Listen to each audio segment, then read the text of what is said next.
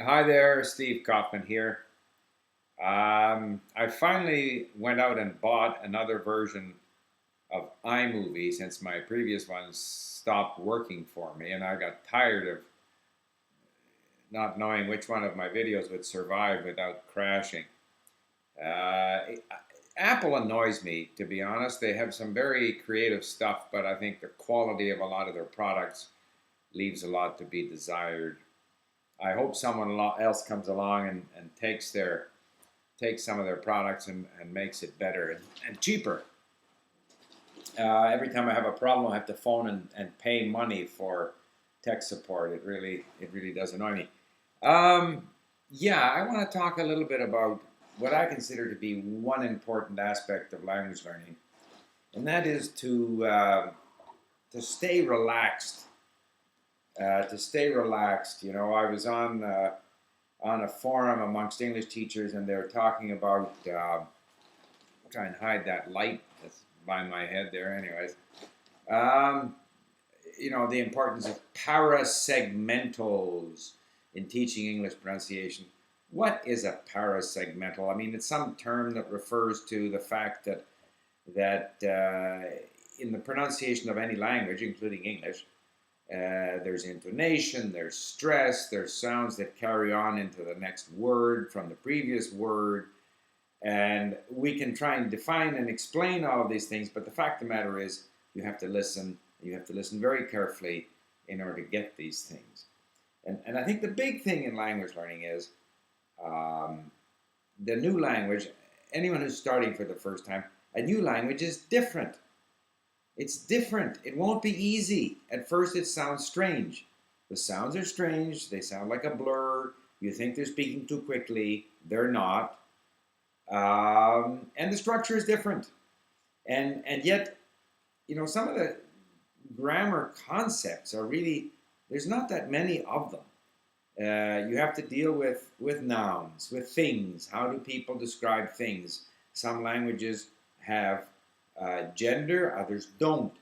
In some languages, we use prepositions so that it's to the place, from the place, by the person, of the person, so that we have little prepositions before the word. In other languages, they have cases so that the noun changes depending on whether it's by, to, from, of, in, at.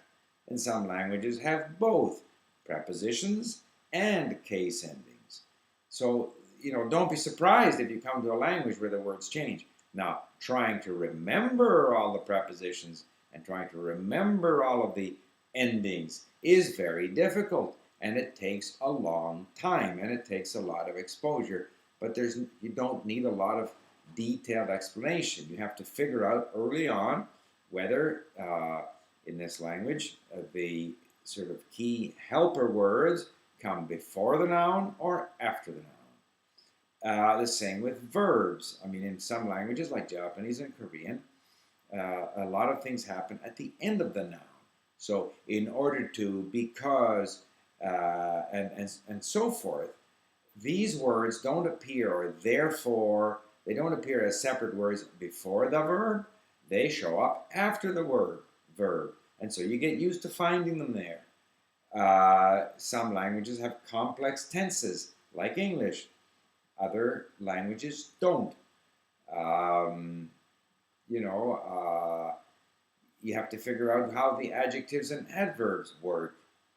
You have to figure out how they ask questions and how they say how the negative works. But that's about all there is.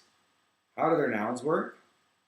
And their pronouns, like some languages, like Chinese, it's the same pronoun, whether it's to me, from me, I go, you give to me, it's all the same. It's one pronoun, very easy. And the nouns don't change. So that's pretty straightforward. But they have other things that are different. And so every language is different. You have in Russian, where you say, I have something, you don't say I have. You say, to me is. To me is. That's how they say it. In English we say, my name is Steve. In French they say, I call myself Steve. In Russian they say, they call me Steve. Okay. You've got to be flexible. I remember very well studying Chinese with a Canadian who very early said, Chinese is stupid because they say, you go, not go, meaning, are you going? You go, not go? That's not stupid. It's no more stupid than, are you going? In some languages, they invert the order, verb, and the subject to mean to imply that it's a question. Other languages don't. The Chinese go, you go, not go. There's so many different ways that humans have come up with to convey meaning. And the important thing is to be relaxed, be open to the new way, don't resist it, don't fight it. Recognize that it's strange to your brain, it's a different approach, therefore it's going to take your brain a while to get used to it. And that the best way to get used to it is to expose yourself to a lot of the language by listening and reading. You can read the explanations, and the explanations are everywhere. They can be found in a little book. You can find them on the internet. We are going to introduce more explanation at length, but the explanation doesn't do it.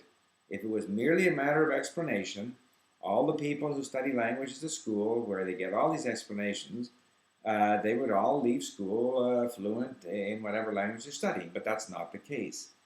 And so the key thing is to be open, relaxed. Don't expect to learn anything the first time you study it. Be prepared for the fact that you need to spend a lot of time and you want to learn the language and you listen to the language and you don't get frustrated when you forget and you don't get frustrated when you don't understand. You don't get frustrated when the structure is completely foreign to the way you are used, the way your brain is used to dealing with language. Bear in mind that somebody else's brain, the brain of the native speaker of that language, is structured in such a way that this is normal. And you can train your own brain to find these new structures normal. It's just a question of time. You don't need any special talent. You don't need any special teacher. You just need to be open-minded and expose yourself enough to it and pay attention to what's happening. And certainly reading and regularly reviewing grammar rules can help you notice what's happening, because sometimes you just don't notice. But more than that, and most of the time, needs to be spent on listening and reading. And the more interesting the stuff you're listening to, the more likely you are to continue doing it, and the more likely you are to like the language, to enjoy it, and therefore your brain is now positive. There's positive chemicals charging around in your brain. You're more likely to pick it up. So make the language learning an enjoyable experience. Be open-minded. Stay cool. Don't resist the language. Recognize that when it comes to pronoun, basically grammar boils down to pronouns or nouns, pronouns, verbs, adjectives, and adverbs. Period. And how people ask questions and how they differentiate between yes and no. And you get those few concepts down in the language, you're off and running.